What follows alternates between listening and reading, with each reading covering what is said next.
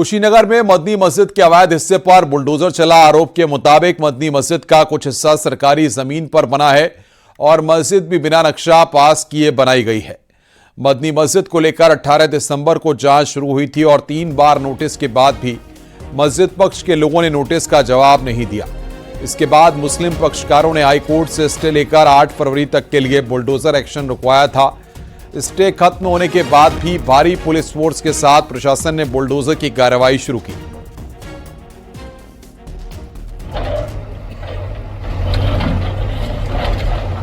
तीन नोटिस के बाद भी नहीं दिया था जवाब। बड़ी खबर यहां पर हम आपको बता रहे हैं, हाईकोर्ट ने 8 फरवरी तक लगा रखा था स्टे। अवैध मस्जिद पर चला है बुलडोजर। तमाम दाव पेच के बाद अब हाटा के मदनी मस्जिद पर योगी का बुलडोजर चलना शुरू हो गया है। आप खुद देख सकते हैं कि किस तरह से 1 2 3 4 5 बुलडोजर ऐसे हैं जो मदनी मस्जिद के अवैध निर्माण को ध्वस्त करने में लगे हुए हैं। मदनी मस्जिद की जांच के बाद यह पूरी कार्रवाई की जा रही है। जिला प्रशासन ने पूरी जांच की है। उसके बाद अब योगी का बुलडोजर इस मस्जिद पर चल रहा है। आपको बताते चलें कि हाटा के ही रहने वाले हिंदूवादी नेता राम बच्चन सिंह ने योगी आदित्यनाथ से मिलकर इस अवैध निर्माण की शिकायत की थी, जिसके बाद सीएम ने पूरी जांच के आदेश दिए थे। जांच के बाद कई बार मस्जिद के पक्षकारों को नोटिस दिया गया, उनका पक्ष भी सुना गया, लेकिन अब जांच के बाद जब यह क्लियर हो चुका है कि मस्जिद का कुछ हिस्सा जो थाने के लिए आरक्षित भूमि थी, नगर पालिका के लिए आरक्षित भूमि थी, उस भूमि पर निर्माण किया गया है, तो अब बुलडोजर चलाकर जो अवैध निर्माण था मस्जिद का अवैध हिस्से को ध्वस्त करने का काम शुरू हो चुका है। अशोक शुक्ला, न्यूज़ 18, कुशीनगर। अलीगढ़ के एएमयू में खाने में चिकन बिरयानी की जगह बीफ बिरयानी सर्व किए जाने का नोटिस वायरल होने को लेकर बवाल हो गया है। हिंदू संगठनों ने इसका विरोध किया। इसके बाद एएमयू प्रशासन ने सफाई दी है। एएमयू प्रॉक्टर ने इसे टाइपिंग की गलती बताया। उन्होंने साफ किया कि खाने के मेन्यू में कोई बदलाव नहीं किया गया है। बता दें कि नोटिस में कहा गया है कि लोगों की डिमांड पर खाने के मेन्यू में बदलाव किया गया और चिकन बिरयानी की जगह बीफ बिरयानी परोसी जाएगी।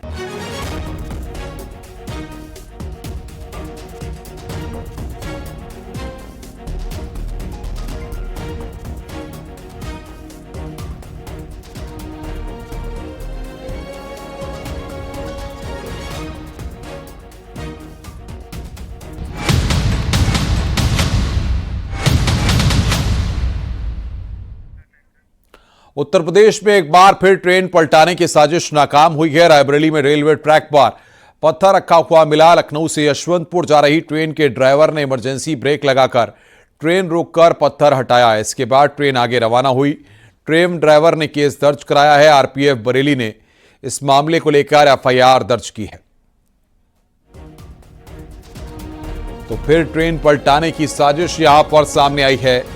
बड़ी खबर यहां पर हम आपको बता रहे हैं।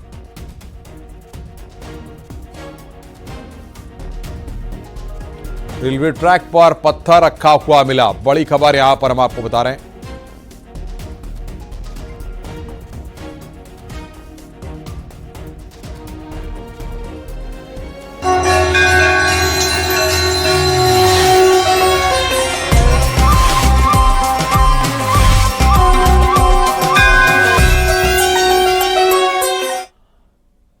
प्रयागराज महाकुंभ में 28वें दिन आस्था का सैलाब उमड़ पड़ा है। सुबह से ही श्रद्धालुओं का तांता लगा हुआ है।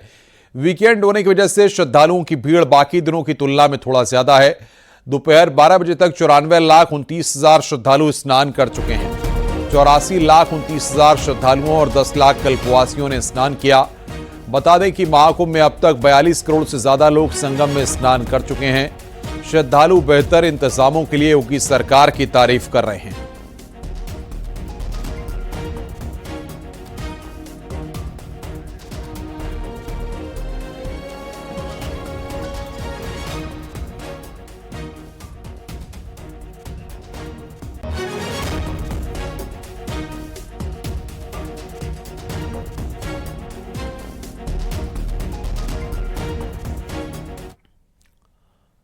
जौनपुर से खबर है, जहां पर अवैध असला फैक्ट्री का पुलिस ने खुलासा किया है। साथ ही फैक्ट्री संचालक संजीव उर्फ संजू को गिरफ्तार किया। पुलिस ने फैक्ट्री से 9 अवैध असला और 12 अर्धनिर्मित शस्त्र बरामद किए हैं। पुलिस के मुताबिक राजेश वेल्डिंग वर्कशॉप के नाम से फैक्ट्री चल रही थी। सराय ख्वाजा थाना क्षेत्र के आनापुर चौराहे के पास का यह पूरा मामला है।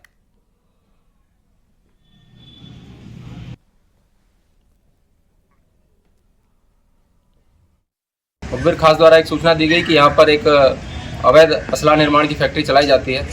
इस सूचना पर एसओजी और थाना की हमारी संयुक्त टीम द्वारा एक बार की दबिश देते हुए कार्रवाई की गई।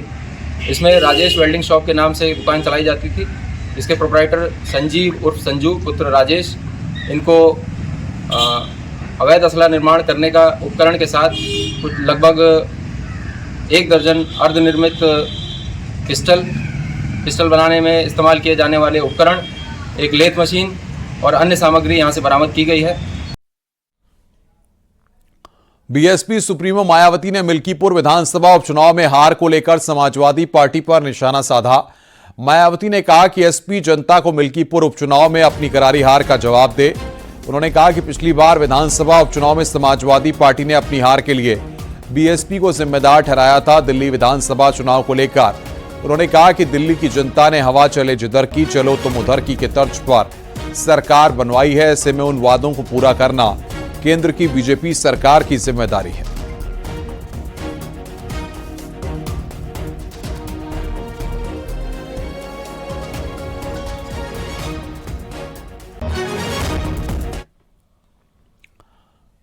मायावती पर समाजवादी पार्टी के सांसद वीरेंद्र सिंह का पलटवार। बहन जी पहले तय करें किससे लड़ना है, पीडीए से लड़ना है, अन्य नेताओं से लड़ना। बीजेपी की साजिश को समझें मायावती। मिल्कीपुर हार पर मायावती के बयान पर पलटवार किया है।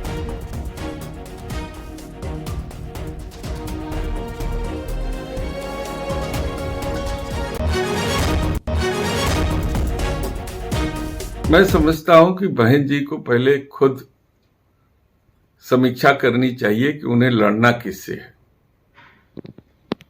उनको पीडीए से लड़ना है या किसी अन्य नेता से लड़ना है।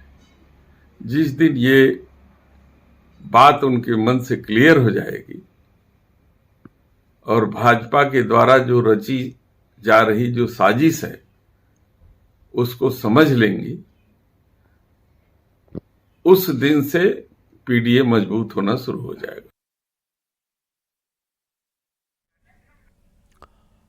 सीएम योगी पौड़ी के अमकेश्वर से राजधानी लखनऊ के लिए रवाना हो गए हैं। इससे पहले उन्होंने अपने गुरु महंत वैद्यनाथ की मूर्ति पर पुष्प अर्पित किए। वहीं सीएम योगी आज बच्चों को भी दुलार करते हुए नजर आए थे। तो यहां पर रवाना होने से पहले गुरु की पूजा की, गुरु को प्रणाम किया। वो तस्वीर हम आपको दिखा रहे हैं, यमकेश्वर पौड़ी की तस्वीर। बच्चे को भी दुलार किया मुख्यमंत्री योगी आदित्यनाथ ने।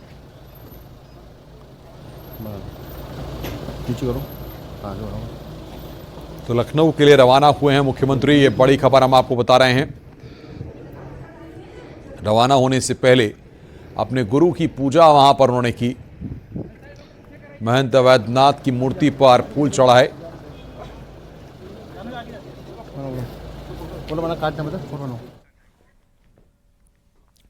मथुरा के वृंदावन में बांके बिहारी के दर्शन के लिए श्रद्धालुओं की भीड़ उमड़ पड़ी है। हर रास्ते पर जनसैलाब नजर आ रहा है। वीकेंड छुट्टी होने के चलते यहां पर कुछ ज्यादा ही भीड़ है। श्रद्धालुओं को इतनी ज्यादा भीड़ है कि श्रद्धालुओं को बिहारी जी के दर्शन करने के लिए कई घंटों तक इंतजार करना पड़ रहा है। तस्वीरों में आप साफ देख सकते हैं कि बांके बिहारी जी के पास की गलियां किस तरह से श्रद्धालुओं से भरी दिखाई पड़ रही हैं।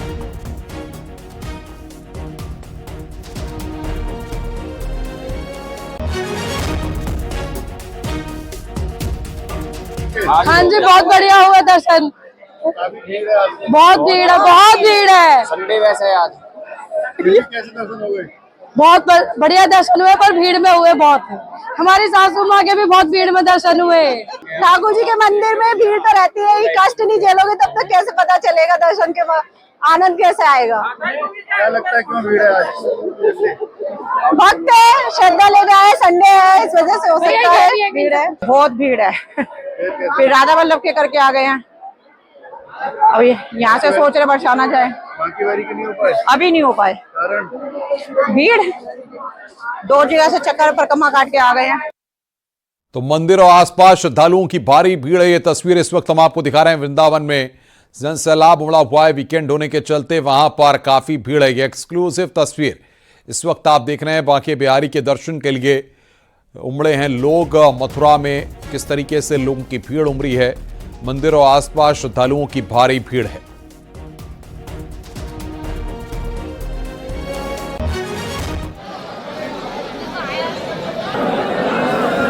वृंदावन की ये तस्वीरें इस वक्त आपकी स्क्रीन पर किस तरीके से जन सैलाब वहां पर उमड़ा हुआ है, ये इन तस्वीरों में आप देख सकते हैं।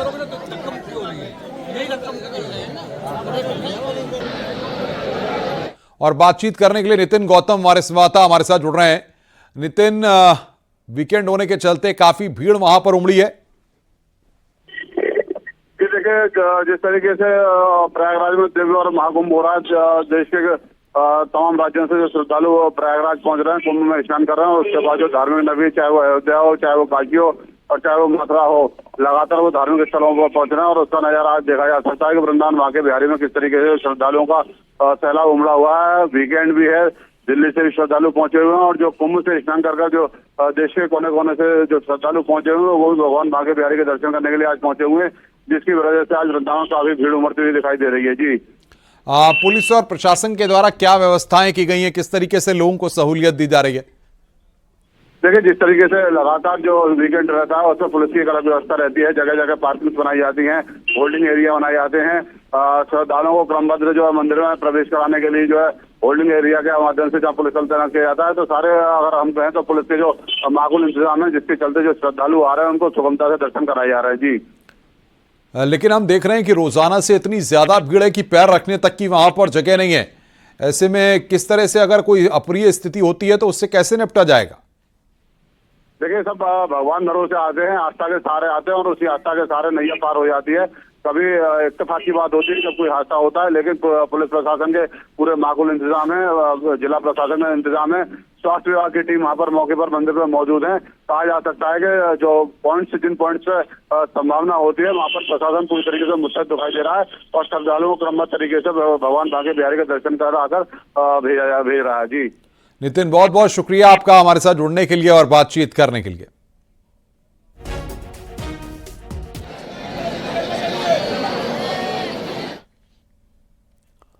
Uttar Pradesh police full action mode में दिखाई दे रही है। पुलिस का ताबड़तोड़ एक्शन दिखाई दिया है। मथुरा, अम्बेडकर नगर, बिजनौर, गाजियाबाद और फिरोजाबाद में पुलिस ने कई छात्रों को गिरफ्तार कर जेल भेजा है। मथुरा में पुलिस का लंगड़ा अभियान जारी है। बीती रात थाना कोतवाली पुलिस टीम की फिरौती के लिए अपहरण करने वाले शातिर बदमाश से मुठभेड़ हुई। इस एनकाउंटर में 25,000 का इनामी बदमाश आरिफ गिरफ्तार हुआ।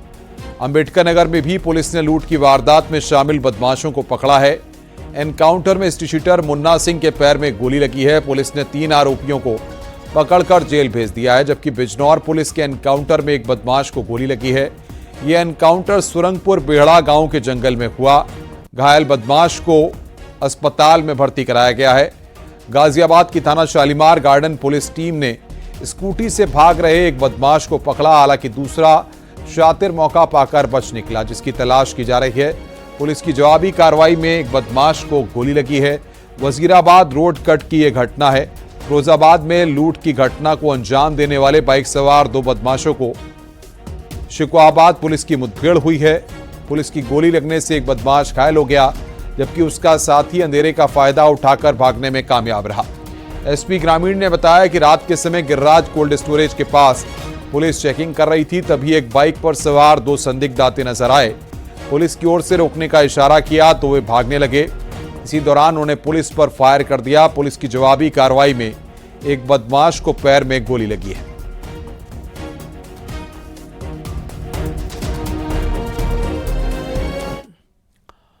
फतेहपुर में पुलिस ने एनकाउंटर के बाद लुटेरे गैंग के 3 शातिर बदमाशों को गिरफ्तार किया है। एनकाउंटर के दौरान गैंग के सरगना शानू गौतम के पैर में गोली लगी है और पुलिस ने उसके 2 साथियों को खदेड़ कर पकड़ लिया। बदमाशों के पास से तमंचा, कारतूस, सोने चांदी के आभूषण, कैश और रेसिंग बाइक बरामद की गई है। पुलिस के मुताबिक तीनों बदमाश रेसिंग बाइक से लूट की वारदात को अंजाम देते थे। बदमाशों के खिलाफ पहले से भी कई आपराधिक मुकदमे दर्ज हैं। संदिग्ध प्रतीत होने पर जब उन्हें रोकने का प्रयास किया गया तो बाइक मोड़कर वापस खागा की तरफ भागने लगे। आगे भागते समय बृहद गांव रामपुर के पास फिसल कर गिर पड़े।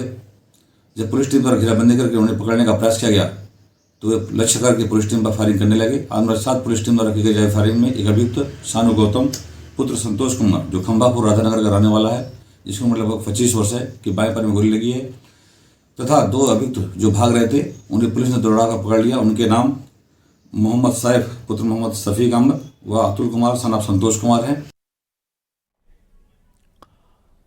फतेहपुर में तेज रफ्तार थार ने खड़े ट्रक में टक्कर मार दी। इस हादसे में थार सवार 2 लोगों की मौत हो गई और 3 लोग गंभीर रूप से घायल हो गए। सदर कोतवाली के लखनऊ बाईपास पर यह हादसा हुआ है। ये लोग मैनपुरी और उन्नाव के जिले के रहने वाले थे। पुलिस ने घायलों को अस्पताल में भर्ती कराया है और शवों को पोस्टमार्टम के लिए भेजा है।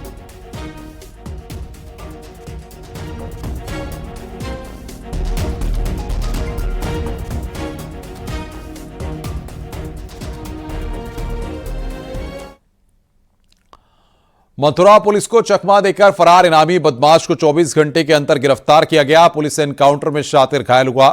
बता दें कि बदमाश गिरफ्तारी के बाद पुलिस को चकमा देकर शुक्रवार रात को भाग निकला था। पुलिस बदमाश को हरियाणा से पकड़कर मथुरा ला रही थी। बदमाश के फरार होने से सकते में आई पुलिस ने इसकी सूचना अधिकारियों को दी, जिसके बाद थाना जैत में पुलिस हिरासत से फरार हुए बदमाश के खिलाफ मुकदमा दर्ज किया गया। बदमाश की तलाश में जुटी पुलिस को 24 घंटे में ही उसे मुठभेड़ के बाद गिरफ्तार करने में सफलता मिल गई।